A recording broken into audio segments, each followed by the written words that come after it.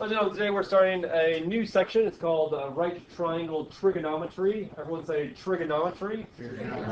Everyone say trigonometry. Okay. Trigonometry is basically the measure of triangles. It's actually a subset of geometry.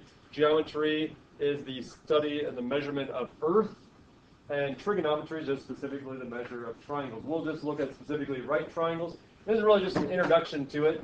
This is actually a really powerful tool in order to help people to measure things that they can't actually measure. So for instance, if I was to walk outside and ask how tall the flagpole was, there's actually right triangle trig stuff that we can do to actually measure the height of the flagpole. Because it'd be really tough to try to figure out how to get a ladder up there and put like a ruler there and do it. It's also a nice way that we could actually measure like how wide a river is without having to like somehow throw a rope across and try to figure out how wide it is. There's actually really simple ways that you can do it. And that's what right triangle trigonometry is about, is being able to indirectly measure things that are impossible. So either using shadows or using angles and things like that. So it's kind of interesting. We'll go through this. It's all dealing with ratios. What are ratios? What are ratios?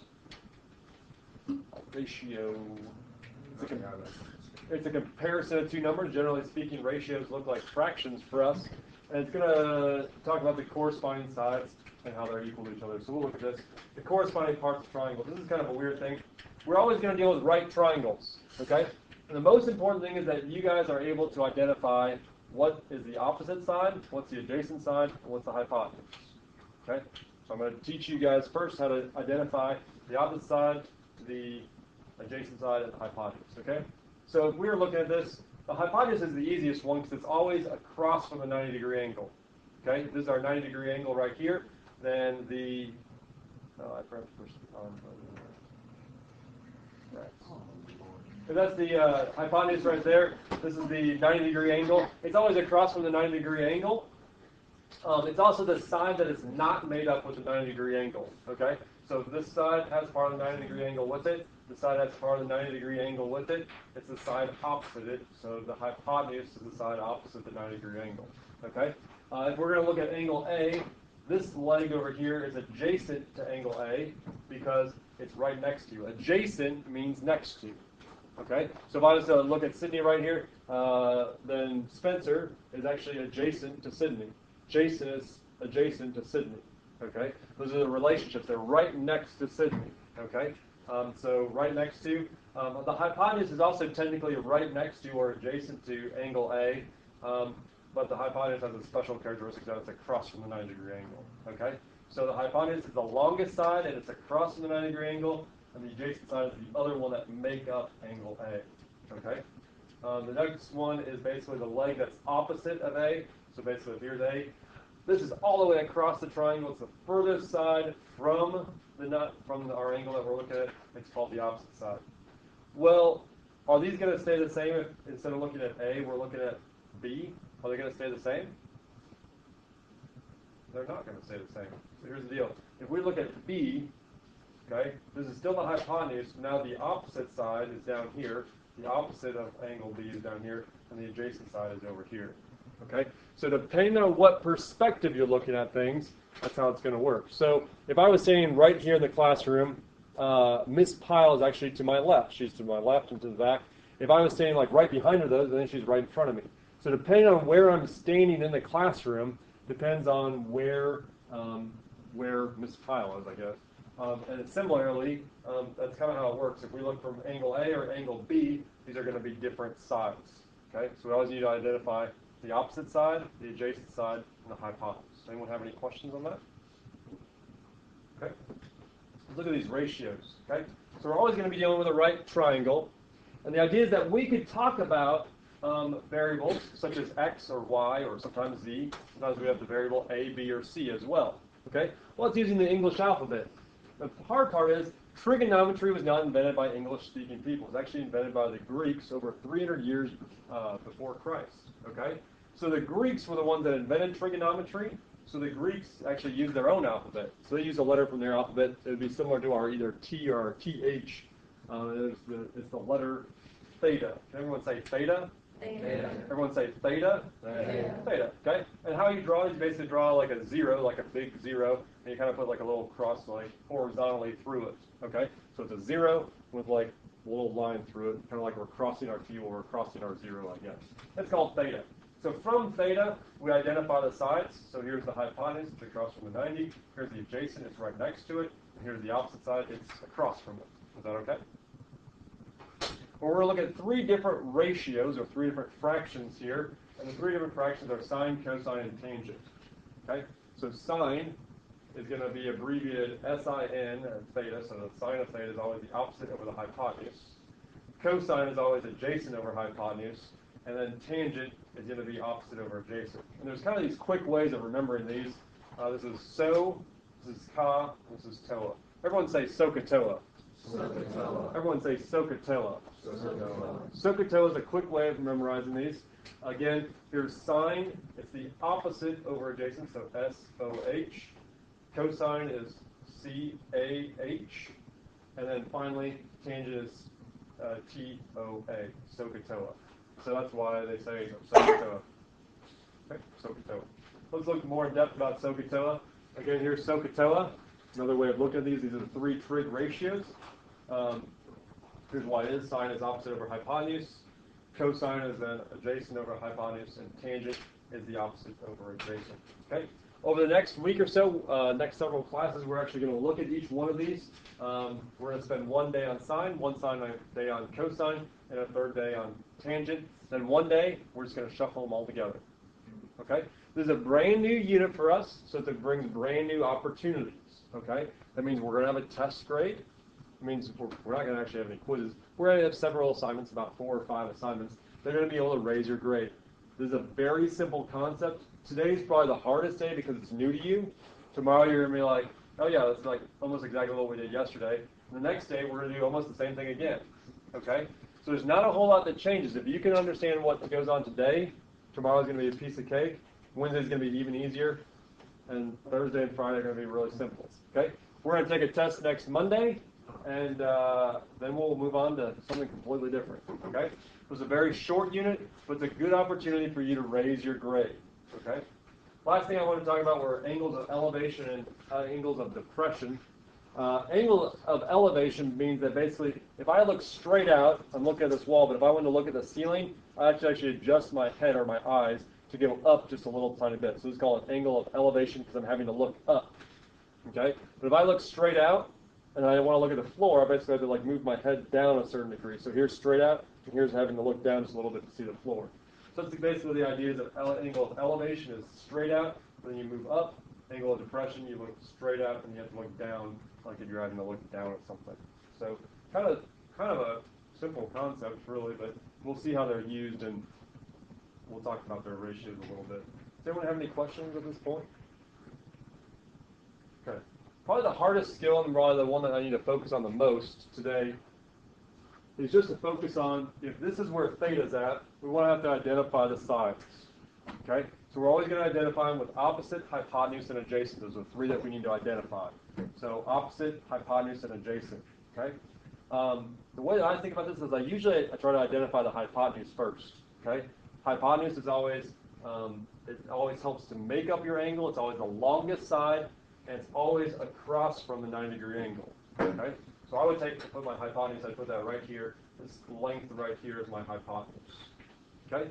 My adjacent side, if this side helps make up this angle, this is the hypotenuse right here. The other side that makes your angle is technically the adjacent side. That's going to be this left side over here. So that's the adjacent side right there. And then the side that's going to be opposite, if I move all the way across, is going to be my opposite side. This is the one that's all the way across. Okay? If you can understand these three pieces, and you can label a triangle based on this, the rest of this is going to be a piece of cake. It's really going to be easy. I've said this a couple times, but if you can focus and figure out, hey, where's the hypotenuse, where's the adjacent side, where's the opposite side, if you focus on that one skill today, the rest of it's all going to fall in place, I promise you. Okay? So here's a different triangle, slightly different. Theta's now down here in the lower left. And theta is going to move around every so often. Okay, we'll look at theta for different pieces, or sometimes we'll just call it by the whatever the triangle, the vertex is that side. So if I was to label this, I have basically the top up here, I have the right side, and I have the bottom. So is the hypotenuse the top, the right, or the bottom? Yeah, the hypotenuse is going to be this top part up here. It's the longest side, it's across from the 90-degree angle, and it helps make up the angle. Okay? Is my adjacent side going to be the right or the bottom? Yeah, the adjacent side is going to be the right side, or the bottom. That makes the opposite side furthest away from theta, so that makes this side over here the opposite. Is that okay? Does anyone have any questions? Okay, take a look at your notes now. This is where your notes start. Talking about sine specifically today, we'll spend a couple days on the other functions as well, but today we're just going to focus on sine. So trigonometry, again, is the measure of triangles. It was invented by the Greeks. They were really, really good. The Greek culture was really good at shipping. If you can imagine where Greece is in the Mediterranean Sea, they're basically at the northeastern part of the Mediterranean Sea. They were able to ship things via boat across the Mediterranean Sea. This is a huge advantage because they could take some of the rich resources that were all the way in Egypt, and instead of having to take them all along an entire trail that could be, which was very hard to fortify and everything else, they were able to take it by a boat and cut off so much time and effort just by navigating the seas. Okay, so they were very, very good at navigation. They basically used the stars for astronomy in order to help them with their navigation. Additionally, surveying is kind of something interesting because they were big into like building bridges over rivers. They were big into building fortresses and everything else, and they were actually able to survey the land and tell basically distances. And if an army was so far away, they could actually tell by where they could see them or at what point how far they were and approximately how long it would take that army to come to see them. They were very, very intelligent people, and they used trigonometry actually to develop each and every single one of those thoughts I talked about, besides several others. Trigonometry is cool because it's one of those things that if you actually wanted to leave this classroom and do stuff, you can actually go and do stuff with trigonometry. I can't say that about all the other stuff that we talk about. Sometimes you can, sometimes you can't. Like maybe the Pythagorean theorem you could use somewhere. But trigonometry is one of those things that you can use like often. Like I've used it several times, like outside of the classroom, so it's kind of cool. Okay? Trigonometry only works with right triangles, though. It's kind of what we're going to talk about. Only works with right triangles. So it has to be a right triangle. Again, this is theta down here. This is theta. Kind of sometimes it looks a little bit different depending on what font or whatever I use. Again, it's really important to talk about how this is the opposite side, this is the hypotenuse. We always talk about those relations based on where theta is at. So sine, if we were talking about sine, the sine of theta is going to be the opposite side over the hypotenuse. It's just that ratio, the opposite over the hypotenuse. The way to remember it again is SOHCAHTOA, and we're just looking at the first function today. Just sine is all we're going to focus on today, so it should make a lot of our calculations very easy. Okay, so we're just focused on sine today. The sine of theta is opposite over hypotenuse. Okay, grab your calculators really fast. Everyone take a look at the 7, 8, and 9 buttons. Everyone see the 7, 8, and 9 button? If you move 2 buttons above the 7, 8, and 9, you should see 3 functions called sine, cosine, and tangent. We're going to focus just on the sine right now. Depending on how your calculator works, why don't you hit the sine button and then type in 21 and hit enter. If your calculator is set up correctly in the correct mode, which about half of them should be, you should get an answer to 4 decimal places. It should be approximately this. Okay? If you got that, continue doing that, and I want you to do the next 2, just run in 4 decimal places. If you did not get that answer, raise your hand. I want to help you right now.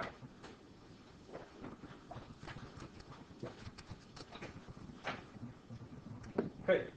At this point, hopefully everyone has the right mode and they know how to use their calculator. Hopefully you found out that the sine of 35, if you round it 3 decimal places, would be 0.5736. Again, we have to round that because it was a 5.7. We'll round the 5 up to a 6 because it had a 7 afterwards. And lastly, the sine of 39 should give us 0.6293. We are working with some crazy decimals. Some of these numbers are pretty small. Okay, that's why we need to focus on making sure that we're just running to 4 decimal places.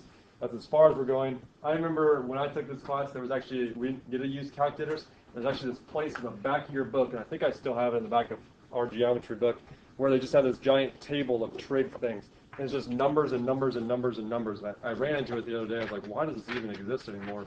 It's just this giant table of numbers. I saw it the other day. I don't know where it's at, but it was back here somewhere. I was like, what is going on? And I just was reminiscent of when I had to do this originally, and it kind of makes me feel old sometimes when you find trig stuff. I'll see if I can find it for you, but it's really ridiculous. Because calculators, like the basic calculator that you guys have, this thing would have been like $45 or $50, and it's basically like, hey, calculators weren't ubiquitous back then, so it wasn't expected that everyone has one. So that's kind of where things were at. And trig calculators, ones that would actually calculate trig functions, pretty expensive things. Okay, example 2, we're actually going to do 2 things. We're going to first find the sine of r, and then we're going to find the sine of s. They're 2 separate problems.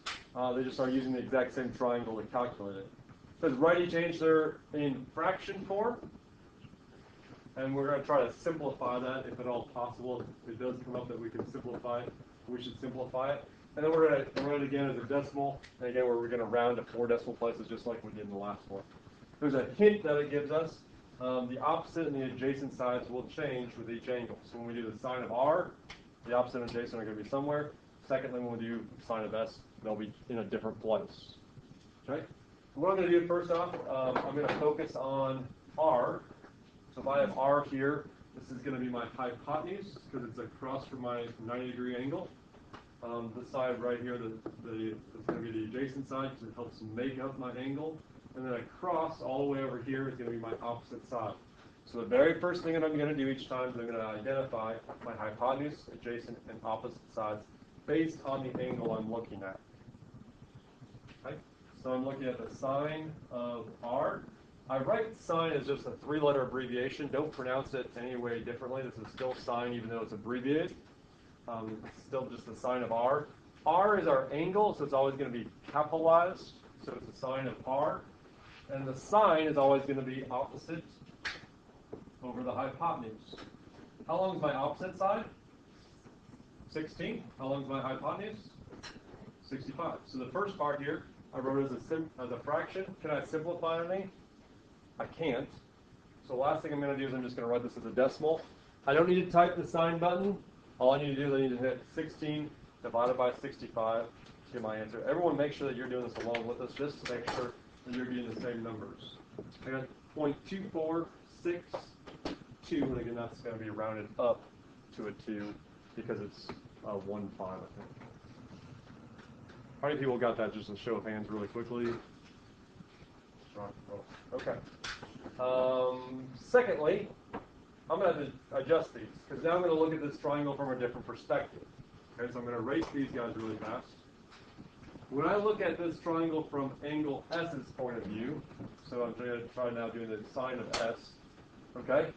This is still the hypotenuse. The hypotenuse stays in the same place.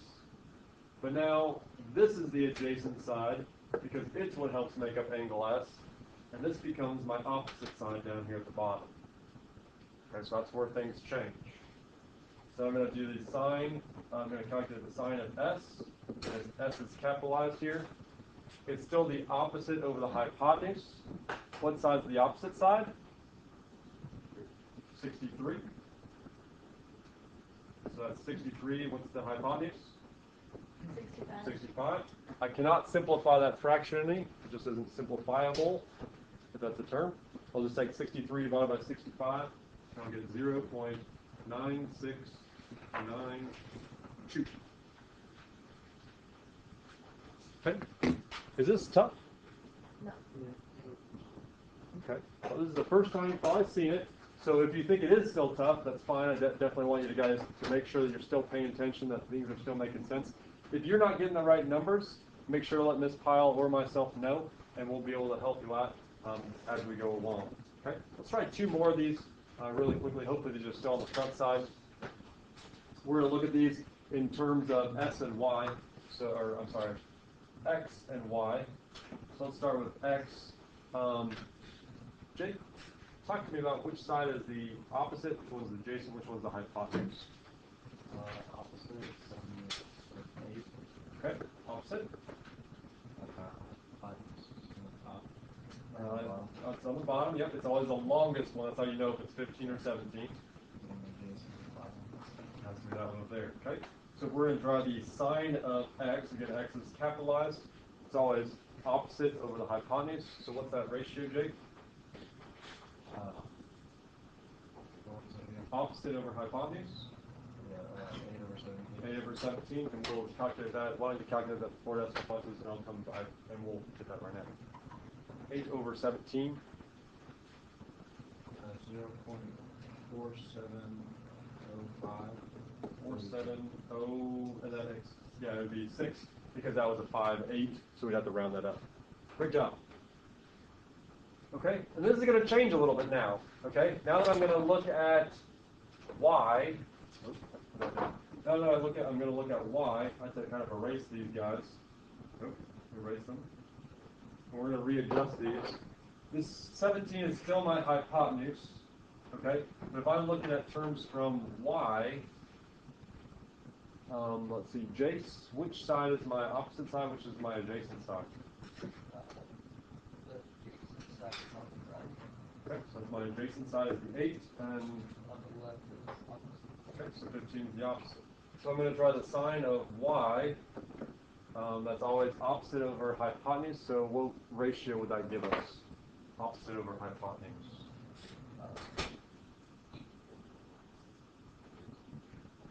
Let's try that again. Opposite over hypotenuse. What side's opposite? 15 over 17. Great job. And with your calculator, I want you to round that to 4 decimal places, just 15 over 17. We'll try that out really fast. 15 over 17.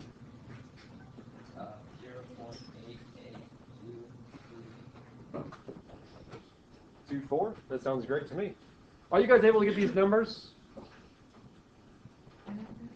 Okay. Let's try one more of these. I just want to make sure you guys are getting these. We'll try this one together as well.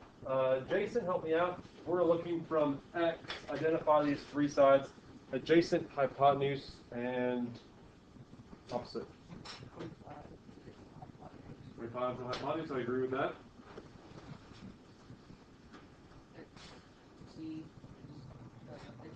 Okay, so the 20 is the adjacent side. That sounds good to me.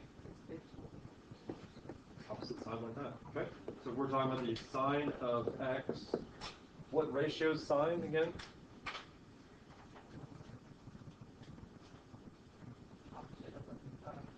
Opposite over hypotenuse. That sounds good to me. So what ratio is that going to be?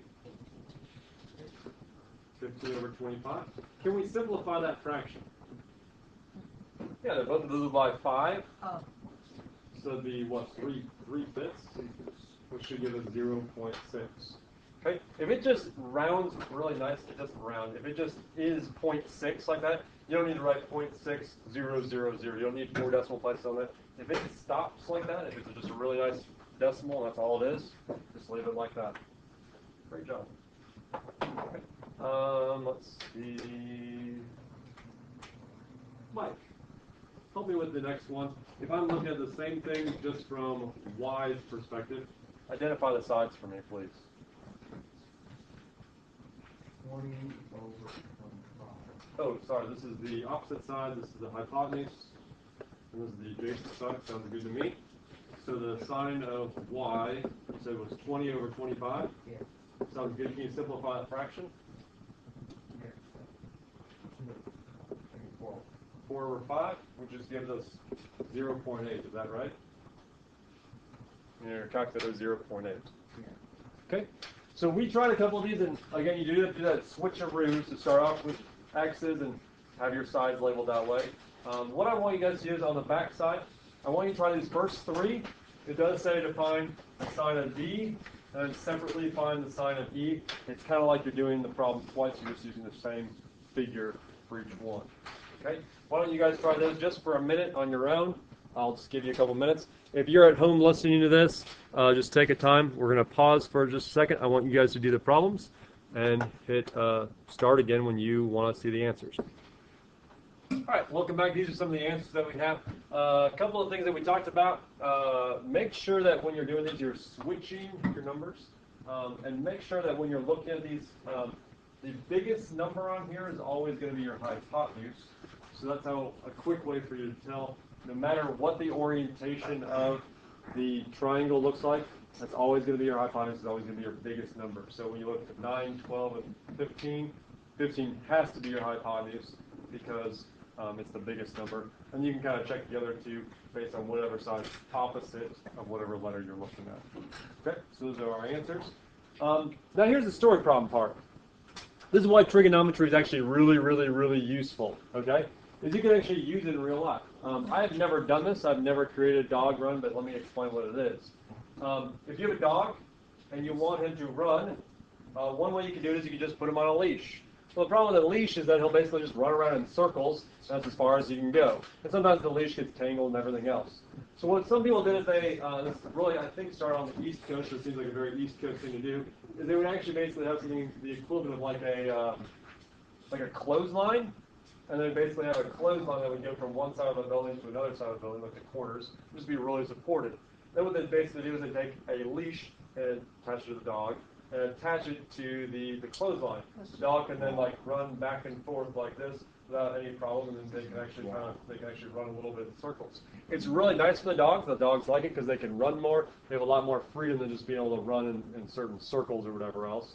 They can actually run a little bit. It actually helps exercise dogs as well. Well, here's the deal.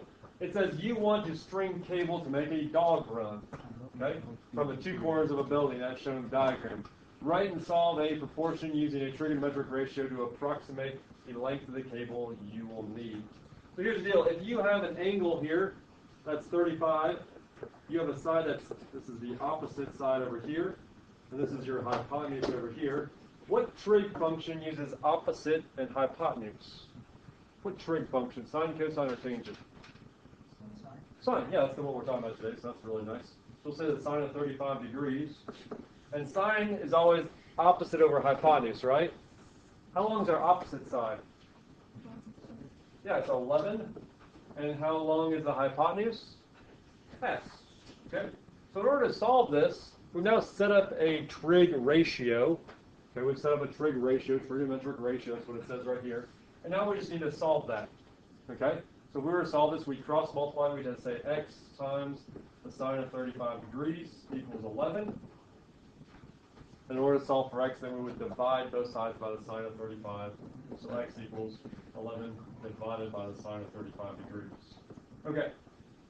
All you do in order to calculate this is you type in 11 divided by the sine of 35 and close it. Okay? When you hit enter, you should get an answer, and it should be less than 20. Okay? Two things not to do. Okay? Let me tell you what not to do. Don't try the sine of 35 divided by 11. That's not going to get you the right answer. See, that's exactly the opposite of what we're doing. And don't try the sine of 11 divided by 35. That's also not what we're doing. Okay? These two things I've written in red, do not do. They are not correct. That is not what we're doing. Okay? All we're going to do is we're going to take 11, we're going to divide by the sine of 35 degrees, and you get an answer of what to the nearest tenth? 19.2, and we'll call that feet. That's how many feet of cable we'll need for our dog. Okay, 19.2 feet. How many people got 19.2 feet? Man, look at all those hands. That's awesome. Look at all those hands. Okay, we're going to try the exact same type of problem here. The only exception is we're going to use an angle of depression. So basically, when this guy looks straight out, that's straight out. But then when he looks down the hill, it's going to be at a 21-degree angle. Basically, the hill is going down at 21 degrees. Kind of weird because this part of the problem, the word problem says meters, and this part says feet, and this part says feet. So what I want you to do is just make sure they're all in meters. I want you guys to try this problem on your own. If you're at home, I want you to try it at home as well, just on your own, and we'll meet back in a second. All right. Welcome back. Hopefully you've had a chance to try this problem on your own. This is 21 degrees up here. It's going to be our opposite side here. And the x, which we're trying to solve for, again, is our hypotenuse. So if we set this up, since we have opposite and it's hypotenuse, we'll talk about, I don't know. We'll talk about the sine. So it's going to be the sine of 21 degrees equals 1200 over x. We'll cross multiply those x times the sine of 21 degrees equals 1200. We'll divide both sides by the sine of 21.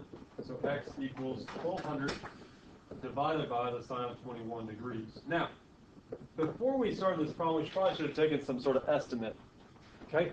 And here's the thing, before we get an answer, this is just one of our side lengths right here.